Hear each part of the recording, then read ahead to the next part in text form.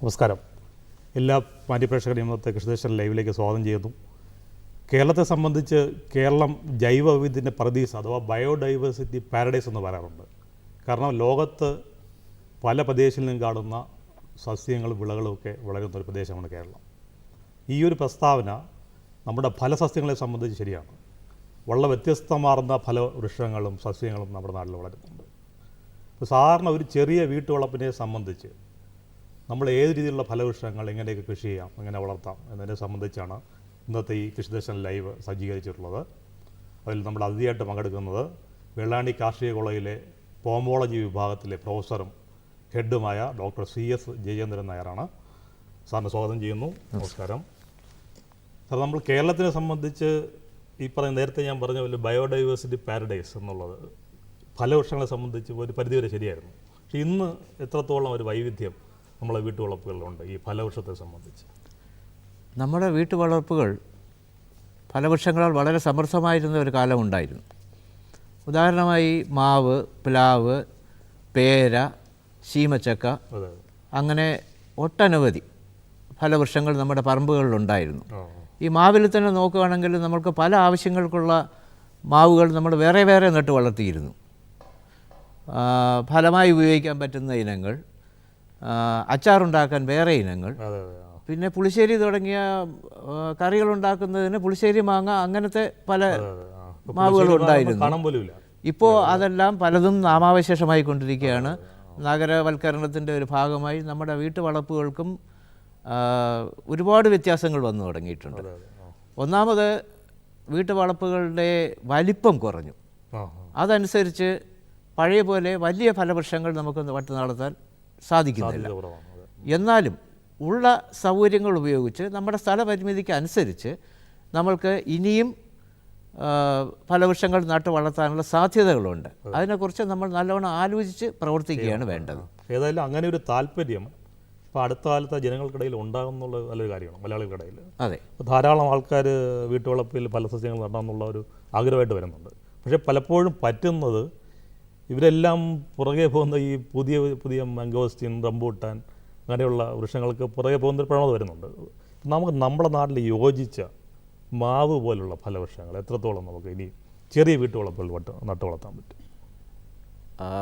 നമ്മുടെ നഗരവൽക്കരണത്തിൻ്റെ ഭാഗമായി വീട്ടുവളപ്പുകളുടെ പരിധി ഇപ്പോൾ ഏതാണ്ട് 5 സെൻറ്റ് വരെയൊക്കെ ആയി തീർന്നിരിക്കുകയാണ്.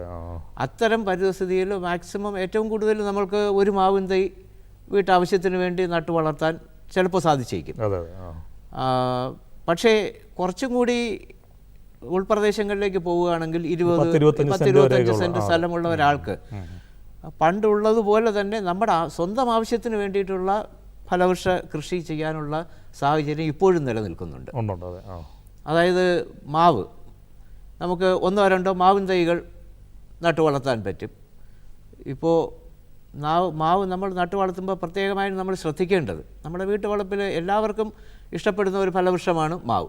തീർച്ചയായിട്ടും മാവ് വളർത്താൻ നമ്മൾ ഉദ്ദേശിക്കുമ്പോൾ നമ്മൾ ആദ്യം ആലോചിക്കേണ്ടത്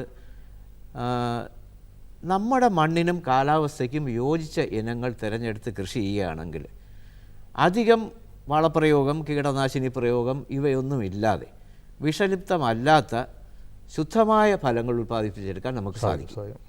നമുക്ക് അതിലോട്ട് തിരിച്ചു വരാം സാർ. ഒരു സെക്കൻഡ്, ഒരു കോളുണ്ട്, കഴിഞ്ഞിട്ട് നമുക്ക് ഇതിലോട്ട് വരാം. ഹലോ. നമസ്കാരം. ആരാണ്? ഞാൻ അപ്പുക്കുട്ടൻപിള്ള, കായംകുളത്തുനിന്ന്. സാറിനോട് ചോദിച്ചോളൂ. ഹലോ, സംശയം ചോദിച്ചോളൂ. സാറേ, എൻ്റെ വീട്ടിലെ ഒരു റംബൂട്ടാൻ മരം ഉണ്ടേ. പറഞ്ഞു കേൾക്കാം. റംബൂട്ടാൻ മരം ഉണ്ട്. റംബൂട്ടാനിൽ നിറയെ കായകൾ ഈ വർഷം പിടിച്ചിരുന്നു. അതെ. പക്ഷെ അതിൽ 3-2 കായകളും പൊഴിഞ്ഞു പോവുകയാണ്. അതിന്റെ പുറത്തൊരു കറുപ്പ് അടയാളം വന്നിട്ട് അത് പൊഴിയുകയാണ്. അതെ. അതിന്റെ കാരണം എന്താണെന്നോ അതിന്റെ പ്രതിവിധി എന്താണെന്നൊന്നും അറിഞ്ഞാൽ കൊള്ളാമായിരുന്നു. ആദ്യത്തെ ആള് തന്നെ പറഞ്ഞ മാതിരി മാറി ചവിട്ടിയിരിക്കുകയാണ്. എന്നാലും സാരമില്ല, നമുക്ക് അദ്ദേഹത്തിന്റെ പ്രശ്നത്തിന്റെ പരിഹാരം കാണാൻ ശ്രമിക്കാം. ഈ മരത്തിന് എത്ര പ്രായമായിട്ടുണ്ടാവും? ഒരു 5 വർഷം പഴക്കമുണ്ട്. 5 വർഷം പഴക്കമുണ്ട്. എത്ര കൊല്ലമായി കാച്ചു തുടങ്ങിയിട്ട്? 3 കൊല്ലമായി. 3 കൊല്ലമായിട്ട് കാച്ചു തുടങ്ങുന്നുണ്ട്. ശരാശരി ഇപ്പോൾ എത്ര ഫലങ്ങൾ കിട്ടുന്നുണ്ട്, കായ്കൾ ഒരു മരത്തിൽ നിന്ന്? ഇപ്രാവശ്യം ഒരുപാട് കായ് പിടിച്ചു, പക്ഷെ അത് 1-2 ഭാഗം പൊഴിഞ്ഞു പോയി എന്നുള്ളതാണ്. അതെ, നമുക്ക് എത്ര 1000 കായകൾക്ക് അധികമായിട്ട് അത് നിൽപ്പുണ്ട്. 1000 കായ പറിക്കാൻ പാകത്തിന് കിട്ടുന്നുണ്ടോ? പറിക്കാറായി, പഴുത്തു തുടങ്ങിയതേ ഉള്ളൂ. ആ, ഈ ഒരു മരത്തിന് താങ്ങാവുന്നുള്ള പരിധി വരെ അത് കായ്ക്കുന്നുണ്ടെന്നാണ് ഇത് സൂചിപ്പിക്കുന്നത്. നമുക്ക് ആഗ്രഹം കുഴപ്പമില്ല, പക്ഷേ അമിതാഗ്രഹമാവുമ്പോഴുള്ള കുഴപ്പങ്ങൾ നമുക്ക് മരുന്നുകളുണ്ട് ഇതിന്.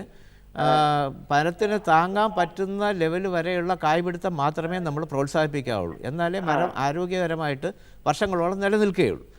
ഈ സാധാരണഗതിയിൽ പ്രകൃതിയിൽ തന്നെ കാണുന്ന ഒരു പ്രതിഭാസമാണ് അധികമായിട്ടുള്ള ഫലങ്ങൾ കൊഴിഞ്ഞു പോവുക എന്നുള്ളത്. അത് മാവിലും മറ്റുള്ള ഫലവൃക്ഷങ്ങളിലും എല്ലാം ഉണ്ട്, റംബുട്ടാനിലും ഉണ്ട്. പക്ഷേ നമുക്ക് പൊഴിച്ചിൽ കുറയ്ക്കണമെന്നുണ്ടെങ്കിൽ ചില ഹോർമോണുകൾ പ്രയോഗിക്കേണ്ടി വരും. അതായത് നാഫ്തലിൻ അസറ്റിക് ആസിഡ് എന്ന് പറയുന്ന ഒരു ഹോർമോണുണ്ട്, NAA എന്ന് പറയും, നാഫ്തലിൻ അസറ്റിക് ആസിഡ്. ഇത് വളം കീടനാശിനി വിൽക്കുന്ന കടകളിലൊന്നും കിട്ടുകയില്ല. ലബോറട്ടറി കെമിക്കൽസ് വിൽക്കുന്ന കടകളിലാണ് ഇത് കിട്ടുക സാധാരണ. അവരെ സമീപിച്ചാൽ നാഫ്തലിൻ അസറ്റിക് ആസിഡ് കിട്ടും. അത് ഒരു 2 ഗ്രാം ഒക്കെ ഉള്ള ചെറിയ ബോട്ടിലുകളായിരിക്കും. അതിൽ ഒരു നുള്ള് എടുത്തിട്ട് 1 ലിറ്റർ വെള്ളത്തിൽ നല്ലവണ്ണം കലക്കി ഈ മരത്തിൽ തളിച്ചു കഴിഞ്ഞാൽ അത് കായ പിടിച്ച് തുടങ്ങുന്ന സന്ദർഭത്തിൽ തന്നെ നമ്മൾ തളിച്ചു കൊടുക്കണം. അങ്ങനെയാണെങ്കിൽ കായ പൊഴിച്ചിൽ കുറയും.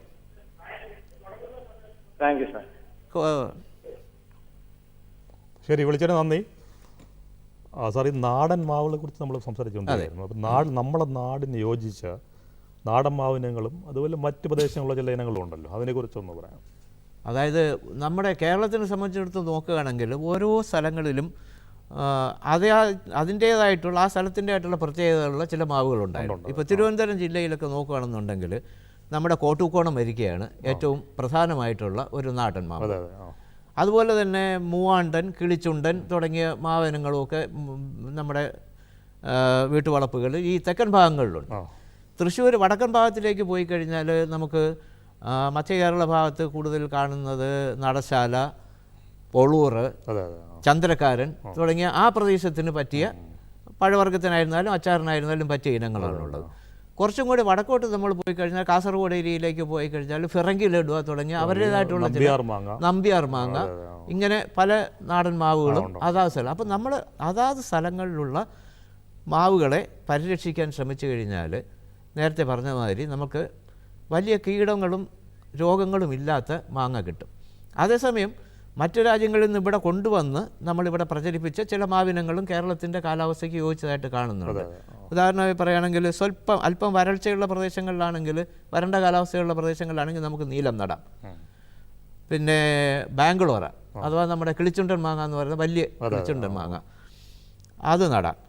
കാലപ്പാടി നല്ല മധുരമുള്ള ഫലങ്ങൾ തരുന്ന ഇനമാണ് കാലപ്പാടി. വൃക്ഷങ്ങൾ താരതമ്യേന വലിപ്പം കുറഞ്ഞതുമാണ്, അതുകൊണ്ട് വീട്ടുവളപ്പുകൾ നടാൻ കൊള്ളാം. സുവർണരേഖ, മല്ലിക ഇപ്പോൾ വളരെ കമേഴ്ഷ്യലായിട്ട് നമ്മൾ പല സ്ഥലങ്ങളിലും പാലക്കാടൊക്കെ ധാരാളമായി കൃഷി ചെയ്യുന്നുണ്ട്. ചെറിയ വീട്ടുവളപ്പുകൾക്കും ഇത് യോജിച്ച ഒരു മരമാണ്.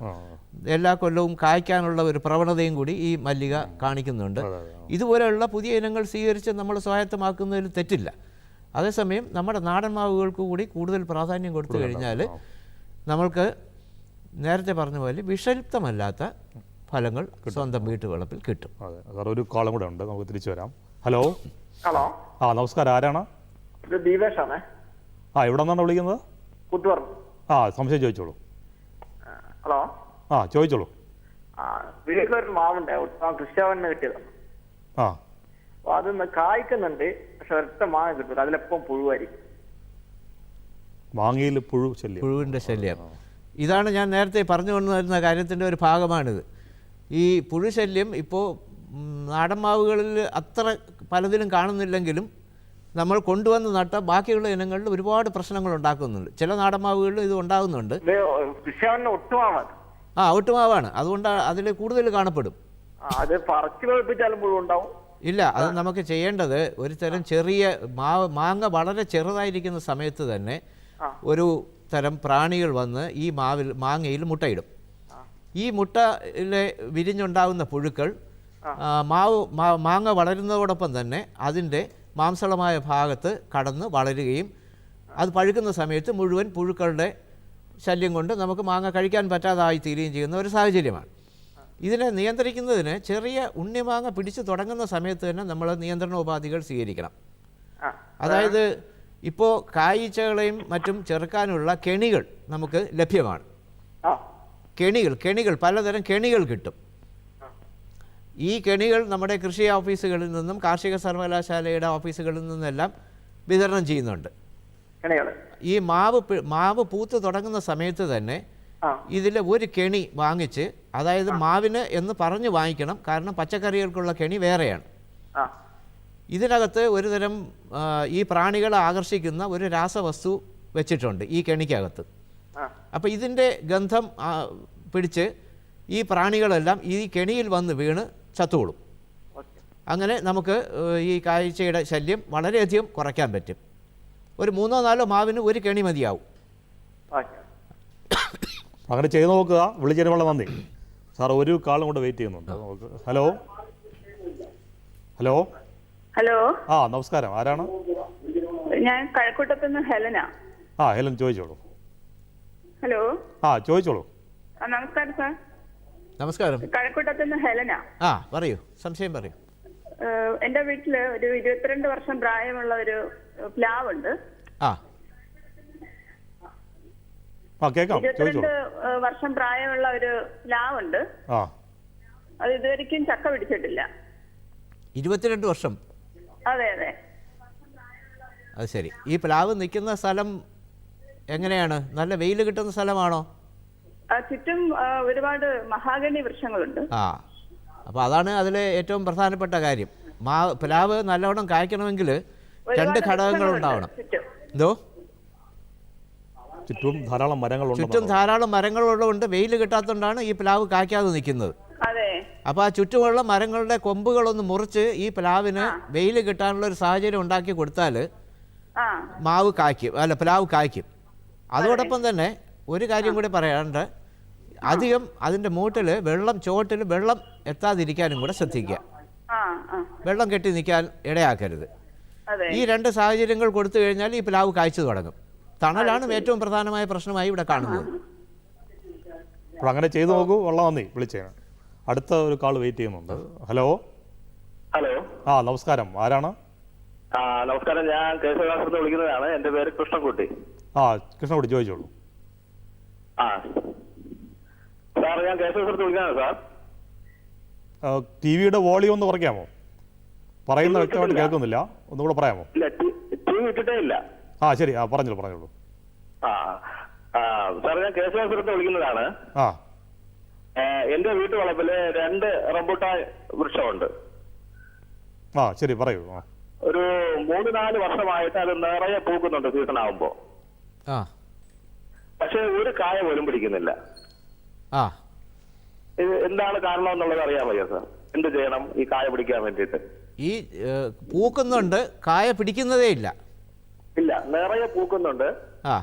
ഇങ്ങനെ പൂത്ത് പൂ പിരിഞ്ഞ് വരുമ്പോ ഈ ശരിക്കും നിറയെ ചെറുതേനീച്ച വന്ന് പറ്റുന്നുണ്ട്. അപ്പൊ പരാഗണം നടക്കുന്നൊക്കെ വിശ്വാസമുണ്ട്. പക്ഷേ ഒരൊറ്റ കായ പോലും പിടിക്കാതെ ആ പൂ കുറേ ദിവസം നിന്നങ്ങ്. ശരി, മനസ്സിലായി. ഇത് തൈ നട്ടതാണോ ഗ്രാഫ്റ്റ് നട്ടതാണോ? തൈ നട്ടതാണ്. വലിയൊരു റംബൂട്ടാൻ വൃക്ഷത്തിന്റെ മൂട്ടിൽ നിന്ന് തൈ ഇളക്കി കൊണ്ടുവന്ന് നട്ടതാണ്. ഈ റംബൂട്ടാനിൽ ആൺമരങ്ങളും പെൺമരങ്ങളും ഉണ്ട്. അതെ. അപ്പോൾ ഗ്രാഫ്റ്റ് ചെയ്തോ ബഡ് ചെയ്തോ എടുക്കുന്ന മരങ്ങളാണെന്നുണ്ടെങ്കിൽ അത് പെൺമരത്തിൻ്റെ കൊമ്പിൽ നിന്നായിരിക്കും ഗ്രാഫ്റ്റ് ചെയ്തുണ്ടാക്കിയിരിക്കുന്നത്. അത് കായ്ക്കും. ഇത് താങ്കൾക്ക് നിർഭാഗ്യവശാൽ കിട്ടിയിരിക്കുന്നത് ഒരു ആൺമരമാണ്. 2 മരമുണ്ട് സാർ. അത് 2 ആൺമരമായിരിക്കാം. തൈ നട്ടതാണെങ്കിൽ 2 ആൺമരമായിരിക്കാം. അതുകൊണ്ടാണ് കായ പിടിക്കാത്തത്. ഇതിൽ പെൺമരവും ആൺമരവും ഉണ്ട്. ജാതിയിലൊക്കെ കാണുന്നില്ലേ? അതുപോലെയുള്ള ഒരു പ്രശ്നമാണ് ഇതിനകത്തും ഉള്ളത്. അപ്പോൾ നമ്മൾ ഗ്രാഫ്റ്റ് ചെയ്ത തൈകൾ ബഡ് ചെയ്ത തൈകളും വാങ്ങിച്ചു വയ്ക്കുകയാണെന്നുണ്ടെങ്കിൽ അവർ പെൺമരത്തിൻ്റെ കൊമ്പ് ഗ്രാഫ്റ്റ് ചെയ്തിട്ടാണ് നമുക്ക് തരുന്നത്. അത് കായ്ക്കുകയും കായ പിടിക്കുകയും ചെയ്യും. ശരി, വിളിച്ചതിനുള്ള നന്ദി. ഈ പലരും റംബൂട്ടാനൊക്കെ പുറകെയായിട്ട് ഇങ്ങനെ അബദ്ധങ്ങൾ പറ്റുന്നുണ്ട്. ഗ്രാഫ്റ്റ് വയ്ക്കുക, സീഡ്ലിംഗ് വെച്ചിട്ട് വെക്കുന്നുണ്ട്. ഈ അർത്ഥം പറ്റുന്നുണ്ട്. സാർ ഈ പ്ലാവിലോട്ട് തിരിച്ചു വരുമ്പോൾ നമ്മൾ നാടൻ പ്ലാവുകളിൽ നമ്മൾ വീട്ടുവളപ്പിൽ വയ്ക്കാൻ യോജിച്ച ധാരാളം ഇനങ്ങളുണ്ട്, അതിനെക്കുറിച്ചൊന്ന് പറയാം. പ്ലാവുകളിൽ നമ്മൾ സാധാരണ 2 ഇനം ഉള്ളതായിട്ട് എല്ലാവർക്കും അറിയാം, വരിക്കയും കൂഴയും ഉണ്ട്. കൂഴ ഇനത്തിൽ തന്നെ നമ്മൾ അത് സാധാരണ ആൾക്കാർ ഉപയോഗിക്കാൻ പ്രിഫർ ചെയ്യുന്നില്ല. നമ്മൾ കഴിക്കാൻ ഏറ്റവും കൂടുതൽ ആഗ്രഹിക്കുന്നത് വരിക്ക ഇനമാണ്. വരിക്ക ഇനം ഓരോ പ്രദേശങ്ങളിലും ഒരുപാട് തരം വരിക്ക ഇനങ്ങൾ ഉണ്ടായിട്ടുണ്ട്. ഇപ്പോൾ നമ്മുടെ കാർഷിക സർവകലാശാലയിൽ നിന്നും മറ്റു സ്ഥലങ്ങളിൽ നിന്ന് ഗവേഷണ കേന്ദ്രങ്ങളിൽ നിന്നും മുട്ടം വരിക്ക എന്നൊരു നല്ലൊരു വരിക്കപ്പലാവ് കേരളത്തിൽ തന്നെ ഉണ്ടായതാണ്. അതിനെ അതിൻ്റെ ഗുണമേന്മ കണ്ടിട്ട് അതിനെ ഗ്രാഫ്റ്റ് ചെയ്ത് ഒരുപാട് തൈകൾ കൃഷിക്കാർ വാങ്ങിച്ചു കൊണ്ടുപോയി നട്ട് നല്ല അഭിപ്രായം പറഞ്ഞിട്ടുണ്ട്. ഇതുപോലെ തന്നെ പാലക്കാട് ഏരിയയിൽ മേനോൻ വരിക്ക എന്നൊരു ഇനം വളരെ പ്രചരിതമാണ്. അതുപോലെ തന്നെ തേൻ വരിക്ക, മധുരം കൂടിയ തേനിറ്റ് വീഴുന്ന, അതുകൊണ്ടായിരിക്കണം അതിന് അത്രയും മധുരമുള്ളത് കൊണ്ടായിരിക്കണം അതിന് തേൻ വരിക്ക എന്നുള്ള പേര് വന്നത്. ഇങ്ങനെ പലതരം വരിക്കപ്പലാവുകൾ നമുക്കുണ്ട്. പിന്നെ ചെമ്പരത്തി വരിക്ക, ചുമന്ന നിറമുള്ള ചെമ്പരത്തി വരിക്ക ഇപ്പോൾ പണ്ട് നമ്മുടെ നാട്ടിൻപുറത്ത് ഉണ്ടായിരുന്നതാണ്. ഇപ്പോൾ പലരും അതിൽ കൂടുതൽ താല്പര്യം കാണിച്ചു വരുന്നുണ്ട്. അങ്ങനെ പലതരം വരിക്കപ്പലാവുകൾ നമ്മുടെ നാട്ടിൻ പ്രദേശത്ത് തന്നെയുണ്ട്. പക്ഷേ എപ്പോഴും നമ്മൾ ശ്രദ്ധിക്കേണ്ടത് കുരു വിട്ട് മുളപ്പിക്കാതെ ഗ്രാഫ്റ്റ് ചെയ്തെടുത്ത വരിക്കപ്പലാവിൻ്റെ കൊമ്പുകൾ കൊണ്ട് തന്നെ ഗ്രാഫ്റ്റ് ചെയ്തെടുത്ത് തൈകൾ വേണം നടാൻ ഉപയോഗിക്കാൻ എന്നുള്ളതാണ്. അല്ലെങ്കിൽ ചിലപ്പോൾ വരിക്കയും കൂഴയും മാറിപ്പോവാൻ ചാൻസ് ഉണ്ട്. ഒരു കാള് വെയിറ്റ് ചെയ്യുന്നുണ്ട്. ഹലോ. ഹലോ. നമസ്കാരം, ആരാണ്? നമസ്കാരം, മോഹനനായർ ഒരു കൃഷിക്കാരനാണ്. ചോദിച്ചോളൂ. സാർ കേൾക്കാം, ചോദിച്ചോളൂ. ഹലോ. ഹലോ. ചോദിക്കൂ. സാർ ഈ കാർഷിക കോളേജിൻ്റെതും സാർ കേൾക്കാം, പറഞ്ഞോളൂ. കാർഷിക കോളേജിലെ വരിക്കച്ചക്കയുണ്ട്, എന്തെങ്കിലും വരിക്കപ്പലാവ്.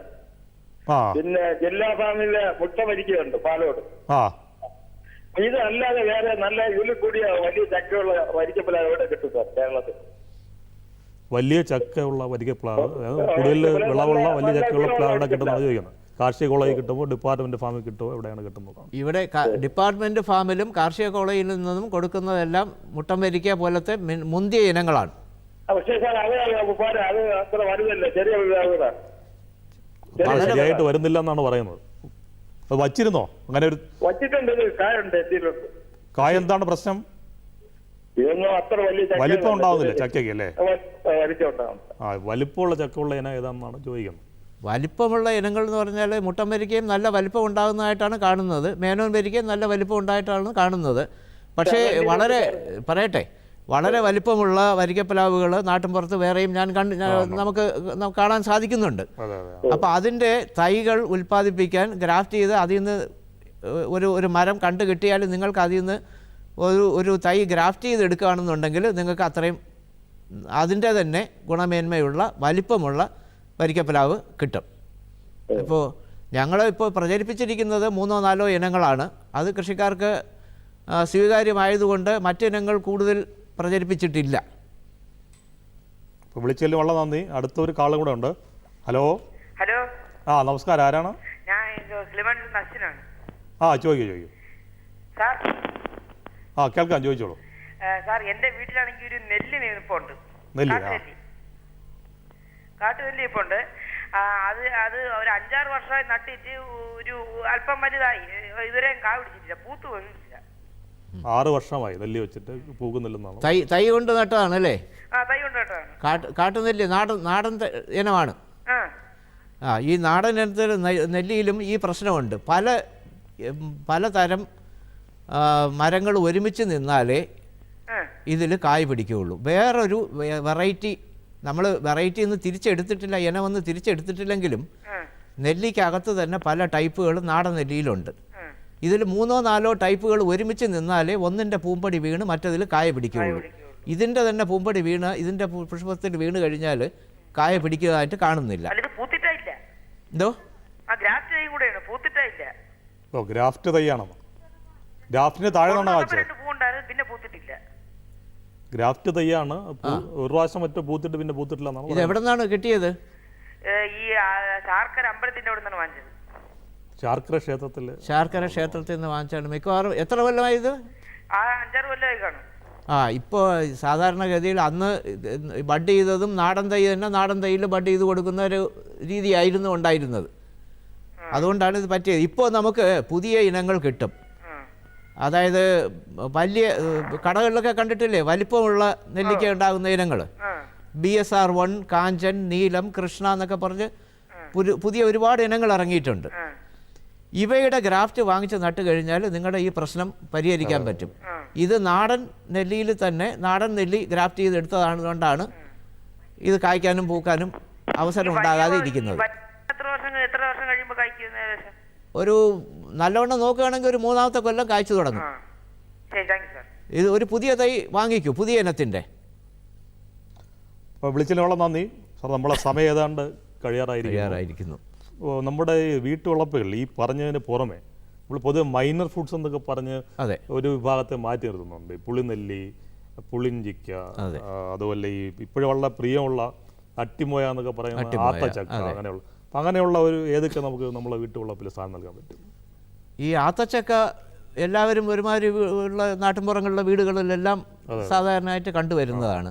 പുളിഞ്ചി, പിന്നെ ചതുരപ്പുളി എന്ന് പറയുന്ന കാരംബോള, ഇതെല്ലാം അച്ചാറിടുന്നതിനും, പിന്നെ ലവിലവി, പാഷൻ ഫ്രൂട്ട്, അരിനെല്ലി, ഇങ്ങനെ ഒരുപാട് തരം ഫലവൃക്ഷങ്ങൾ. പിന്നെ നമുക്ക് വെസ്റ്റ് ഇന്ത്യൻ ചെറിയുണ്ട്, കാരപ്പഴം ഇപ്പോൾ വീണ്ടും കുറേശ്ശെ കണ്ടുവരുന്നുണ്ട്. കാരപ്പഴം നമുക്ക് വളരെ നല്ലൊരു പഴമാണ്. ഈ പഴങ്ങളുടെ എല്ലാം ഗുണം എന്താണെന്ന് വെച്ച് കഴിഞ്ഞാൽ മറ്റ് പല സോഴ്സുകളിൽ നിന്നും കിട്ടാത്ത വിറ്റാമിനുകളും ധാതു ലവണങ്ങളും എല്ലാം ഇതിൽ അടങ്ങിയിരിക്കുന്നുണ്ട്. ഇതെല്ലാം കുട്ടികൾക്ക് കൊടുക്കുന്നത് അവരിൽ രോഗപ്രതിരോധ ശക്തി വർദ്ധിപ്പിക്കുന്നതിന് വളരെയധികം സഹായിക്കും. ഇതെല്ലാം പ്രത്യേക പരിചരണം ആവശ്യമില്ല, കൂടുതൽ കീടനാശിനി പ്രയോഗങ്ങളൊന്നും വേണ്ട. എന്നെല്ലാം കൊണ്ട് തന്നെ ഇവ വളരെ വിഷമയമല്ലാത്ത ശുദ്ധമായ പഴങ്ങൾ നമുക്ക് ലഭിക്കും. പലതരത്തിലുള്ള വിറ്റാമിനുകൾ ലഭിക്കും. വെസ്റ്റ് ഇന്ത്യൻ ചെറി തുടങ്ങിയ നമ്മൾ വരരാജ്യങ്ങളിൽ നിന്ന് കൊണ്ടുവന്ന ഉണ്ട്. വെസ്റ്റ് ഇന്ത്യൻ ചെറി എന്ന് പറഞ്ഞു കഴിഞ്ഞാൽ വിറ്റാമിൻ സി ടാബ്ലറ്റ്, പ്രകൃതിയുടെ വിറ്റാമിൻ ടാബ്ലറ്റ് എന്നാണ് പറയപ്പെടുന്നത്. പാഷൻ ഫ്രൂട്ട് വളരെ രുചികരമായ, കുട്ടികൾക്ക് പഴങ്ങളുടെ വൈവിധ്യം അനുഭവിക്കുന്നതിനും അതോടൊപ്പം തന്നെ പോഷക ഗുണങ്ങൾ ലഭിക്കുന്നതിനും ഇത്തരം ഫലവൃക്ഷങ്ങൾ ഒരുപാട് സഹായിക്കും. ഇവയെല്ലാം വീടിൻ്റെ ചെറിയ കോണുകളിൽ ഒതുങ്ങി നിന്ന് വളരുന്ന ഫലവൃക്ഷങ്ങളുമാണ്. അതുകൊണ്ട് വലിയ സ്ഥലം ഇത് അപഹരിക്കുകയില്ല. നമ്മൾ ഇന്നത്തെ ഒരു പരിപാടി ഏതാണ്ട് അവസാനിക്കാറായി. അവസാനിപ്പിക്കുന്നതിന് മുമ്പ് ഇന്നത്തെ അതിഥിയുടെ വിലാസം പറയാം. Doctor CS Jayachandran Nair, professor and head, pomology department, കാർഷിക കോളേജ്, വെള്ളായണി, തിരുവനന്തപുരം. അദ്ദേഹത്തിൻ്റെ ഫോൺ നമ്പർ 9847 631754 9847 631754. അപ്പോൾ ഇതിൽ ഇന്നത്തെ ഒരു ചർച്ചയിൽ പങ്കെടുത്ത് വളരെ വിലപ്പെട്ട വിവരങ്ങൾ ഈ സംശയ നിവൃത്തി വരുത്തിയതിനുള്ള നന്ദി പറയുന്നു. ഇന്ന് വിളിച്ച എല്ലാ പ്രേക്ഷകർക്കുമുള്ള നന്ദി. മറ്റൊരു വിഷയമായി വീണ്ടും അടുത്ത ആഴ്ച കാണാം. നന്ദി, നമസ്കാരം. നമസ്കാരം.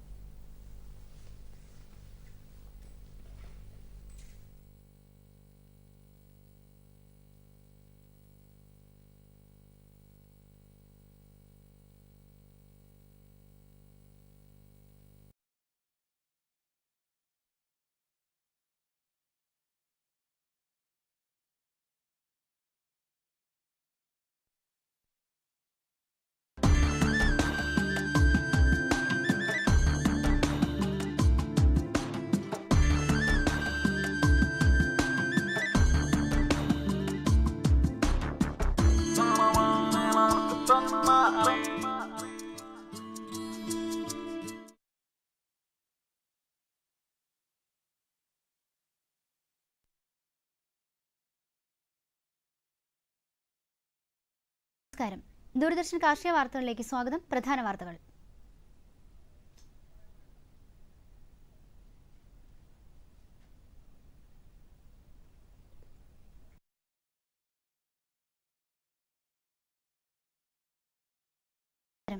ദൂരദർശൻ കാർഷിക വാർത്തകളിലേക്ക് സ്വാഗതം. പ്രധാന വാർത്തകൾ. കുരുമുളക് കൃഷി വ്യാപനത്തിന് സാമ്പത്തിക സഹായം. മഴവെള്ള സംഭരണി നിർമ്മാണത്തിന് 95% സബ്സിഡി.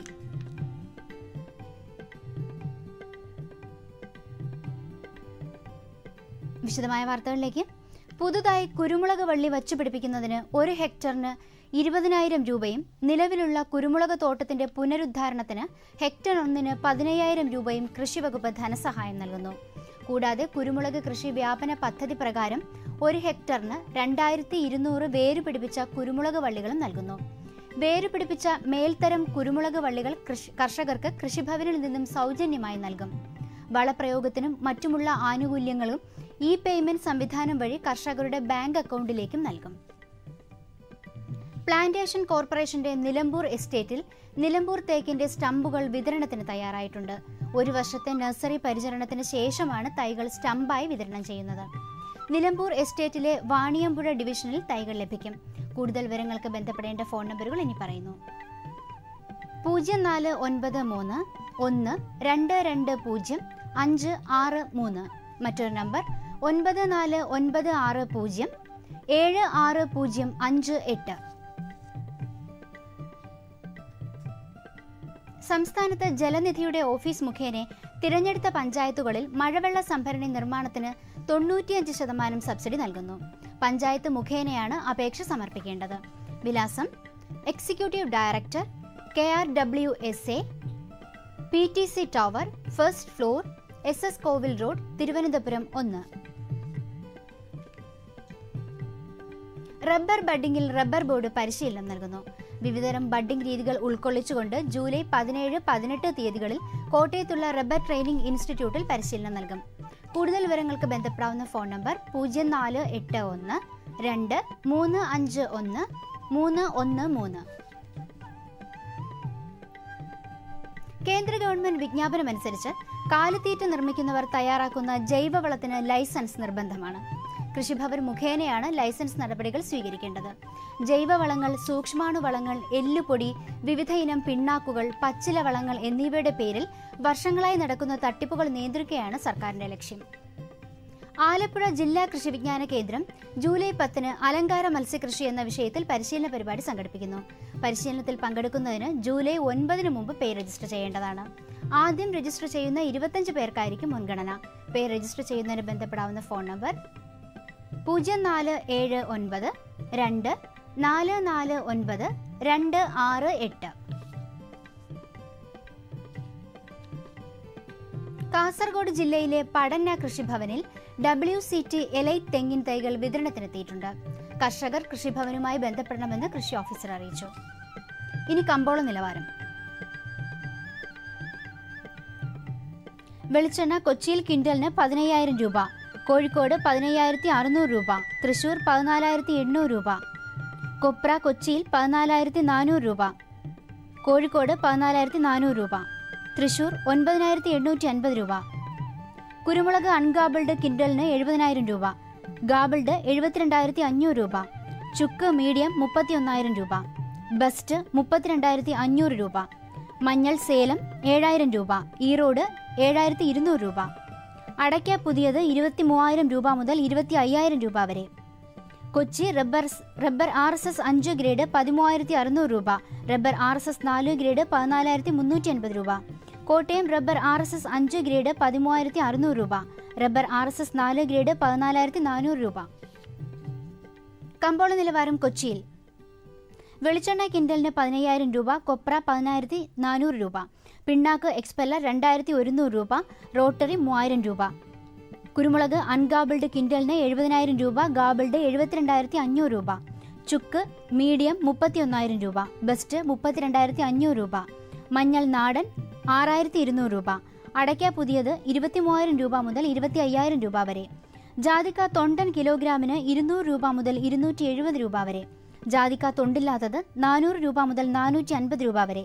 ജാതിപത്രി 600 രൂപ മുതൽ 800 രൂപ വരെ. ഗ്രാമ്പു 900 രൂപ മുതൽ 1,060 രൂപ വരെ. റബ്ബർ RSS 5 ഗ്രേഡ് 13,600 രൂപ, റബ്ബർ RSS 4 ഗ്രേഡ് 14,350 രൂപ. ഒട്ടുപാൽ 9,500 രൂപ, ലാക്ടസ് 11,300 രൂപ. ഇനി കമ്പോള അവലോകനം.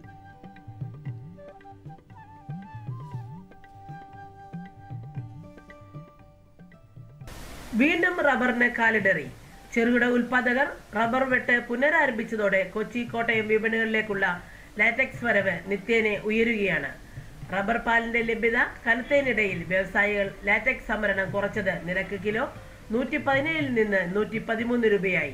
4ാം ഗ്രേഡ് 143 ഇടിഞ്ഞു. വരൾച്ച മൂലം ദക്ഷിണേന്ത്യയിൽ നാളികേര വിളവ് ചുരുങ്ങിയതിനാൽ കൊപ്രയുടെ ലഭ്യത ഉയർന്നില്ല. തമിഴ്നാട്ടിലെ പല തോട്ടങ്ങളിലും തേങ്ങ ഉൽപാദനം കുറഞ്ഞതിനാൽ വെളിച്ചെണ്ണ അതിന്റെ ഉയർന്ന വില നിലനിർത്തി. ഏലക്കലേലം ഒരാഴ്ച കാലയളവിലേക്ക് നിർത്തിയതോടെ അവധി വ്യാപാരത്തിൽ ഉൽപ്പന്നത്തിന്റെ നിരക്ക് കയറി. ഹൈറേഞ്ചിൽ നിന്നുള്ള ഏലക്ക നീക്കം ചുരുങ്ങിയതും ശക്തമായ ആഭ്യന്തര ഡിമാൻഡും സുഗന്ധറാണി നേട്ടമാക്കി. കുരുമുളക് വിപണി പല ദിവസങ്ങളിലും ചലനരഹിതമായിരുന്നു. ഒരു വശത്ത് ശ്രീലങ്കൻ കുരുമുളക് ഇറക്കുമതി നടക്കുമ്പോൾ കയറ്റുമതി സമൂഹം വിദേശ ഓർഡറുകളിൽ പ്രതീക്ഷ നിലനിർത്തി. കാലാവസ്ഥ. കണ്ണൂർ കൂടിയ താപനില 33 ഡിഗ്രി സെൽഷ്യസ്, കുറഞ്ഞ താപനില 24.5. കോഴിക്കോട് 33.5, 24.4. കൊച്ചി 32.2, 25.4.